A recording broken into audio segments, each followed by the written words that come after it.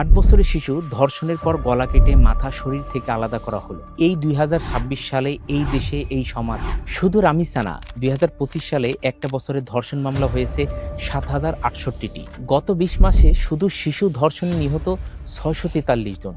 প্রতি মাসে ৩২টি শিশু হাসপাতালে ওষুধ দেওয়ার কথা বলে মাকে ডেকে নিয়ে ধর্ষণ করা হচ্ছে। এত কিছুর পরেও ১০০ জন ধর্ষকের মধ্যে মাত্র ৩ জনের শাস্তি হয়, বাকি ৯৭ জন ঘুরে বেড়ায়। এই ব্যবস্থায় কি সমাধান আছে, নাকি সমাধান সম্পূর্ণ অন্য জায়গায়?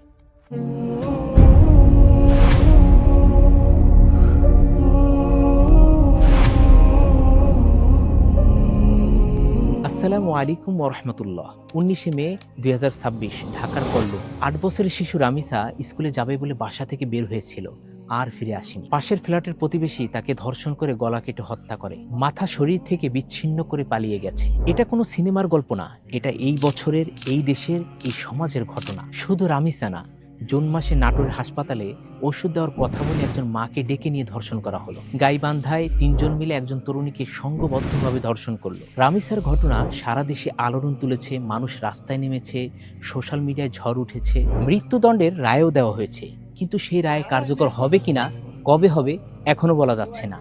আর এটাই এই ব্যবস্থার বাস্তবতা। কিছুদিন পরেই আমরা ভুলে যাব, আরেকটা ঘটনা আসবে, আবার ঝড় উঠবে, আবার ভুলে যাব। এই চক্র বছরের পর বছর ধরে চলছে, কিন্তু ধর্ষণ কমছে না, বরং বাড়ছে।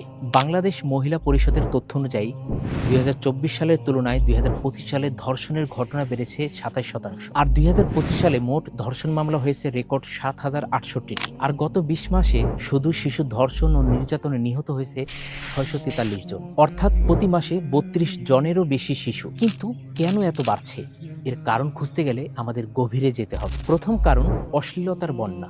আজকের সমাজে ইন্টারনেট, সোশ্যাল মিডিয়া, ওটিটি প্ল্যাটফর্মে অশ্লীল কন্টেন্টের যে ছড়াছড়ি, এটা মানুষের মানসিকতাকে ধীরে ধীরে বিকৃত করছে। রামিসার হত্যাকারী সোহেল রানা নিজেই স্বীকার করেছে সে ধর্ষণের আগে ইয়াবা সেবন করেছিল। মাদক আর অশ্লীলতা মিলে একজন মানুষকে পশুতে পরিণত করে। আমেরিকার FBI এর তথ্য অনুযায়ী গ্রেফতার হওয়া ধর্ষকদের ৮৫%-এরও বেশি পর্নোগ্রাফিতে আসক্ত ছিল। দ্বিতীয় কারণ, বিচারহীনতার সংস্কৃতি। রামিসার ঘটনায় মৃত্যুদণ্ডের রায় দেওয়া হয়েছে, কিন্তু সেই রায় কার্যকর হবে কিনা, কবে হবে, এখনো বলা যাচ্ছে না।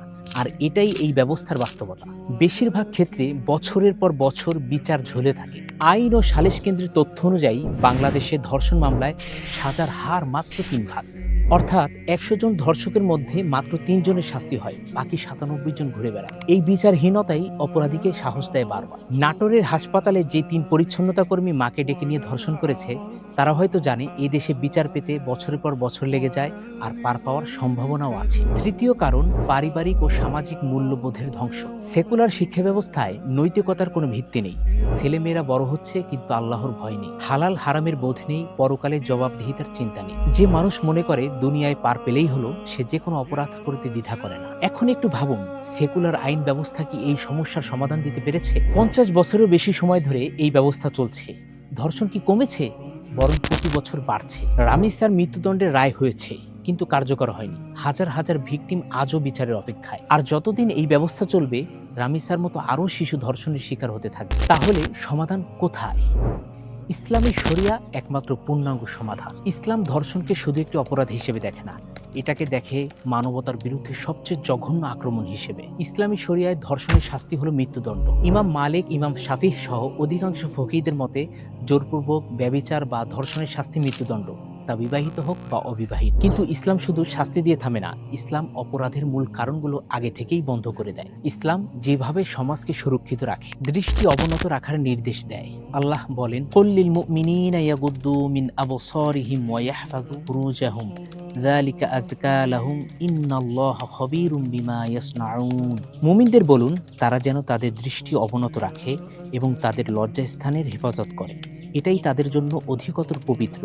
তারা যা করে নিশ্চয়ই আল্লাহ সে বিষয়ে সম্যক অবহিত। পর্দার বিধান দেয়, নারীকে সুরক্ষিত রাখে, নারী পুরুষের অবাধ মেলামেশাকে নিষিদ্ধ করে। রাসূলুল্লাহ সাল্লাল্লাহু আলাইহি সাল্লাম বলেছেন, লা ইয়াখলুওয়ান্না রাজুলুন বিইমরাতিন ইল্লা কানা সালিসাহুমুশ শাইতান। কোনো পুরুষ যখনই কোনো নারীর সাথে একান্তে নির্জনে মিলিত হয়, তখন তাদের তৃতীয় জন হয় শয়তান। বিনোদনের নামে অশ্লীলতা নিষিদ্ধ করে, মাদককে সম্পূর্ণ হারাম করে। রামিসার হত্যাকারী যে ইয়াবা খেয়ে এই পাশবিক কাজ করেছে, ইসলামী সমাজে মাদকের কোনো সুযোগই নেই। আল্লাহর ভয় মানুষের হৃদয়ে এমনভাবে ঢুকিয়ে দেয় যে মানুষ অন্ধকারেও অপরাধ করতে ভয় পায়। আর ইসলাম শুধু ব্যক্তিকে নয়, পুরো সমাজকে দায়িত্বশীল বানায়। আল্লাহ বলেন, কুনতুম খয়রা উম্মাতিন উখরিজাত লিন-নাসি তা'মুরুনা বিল মা'রুফি ওয়া তানহাউনা আনিল মুনকার।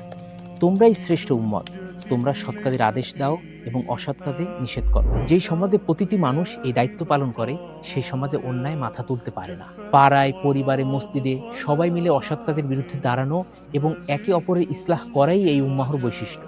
আর শাস্তির ক্ষেত্রে ইসলামী বিচার ব্যবস্থা এত দ্রুত এবং নিশ্চিত যে অপরাধী জানে পার পাবে না।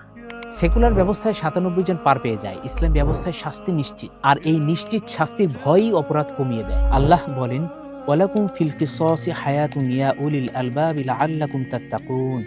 হে জ্ঞানবান মানুষেরা, কিসাসের মধ্যে তোমাদের জন্য জীবন রয়েছে, যাতে তোমরা তাকওয়া অবলম্বন করো। দেখুন, আল্লাহ বলেছেন কঠোর শাস্তির মধ্যেই জীবন আছে, কারণ কঠোর শাস্তি অপরাধ থামায়। অপরাধ থামলে সমাজ বাঁচে, রামিসারা বাঁচে। প্রিয় ভাই বোনেরা, আমরা প্রতিদিন রামিসার মতো ঘটনার খবর পড়ি, কাঁদি, সোশ্যাল মিডিয়ায় ক্ষোভ প্রকাশ করি, তারপর আবার ভুলে যাই। কিন্তু এই চক্র থেকে বের হওয়ার একটাই পথ, যে ব্যবস্থা আল্লাহ দিয়েছেন সেই ব্যবস্থা কায়েমের জন্য সচেতন হওয়া, নিজের পরিবারে ইসলামী মূল্যবোধ তৈরি করা, সন্তানকে আল্লাহর ভয় শেখানো। কারণ যে সমাজে আল্লাহর ভয় আছে, সে সমাজে রামিসার মতো শিশু ধর্ষণের শিকার হয় না। আল্লাহ আমাদের সমাজকে এই জুলুম থেকে হেফাজত করুন, আমাদের মা বোনদের সম্মান ও নিরাপত্তা দান করুন এবং এই উম্মাহকে আল্লাহর বিধান অনুযায়ী চলার তৌফিক দিন।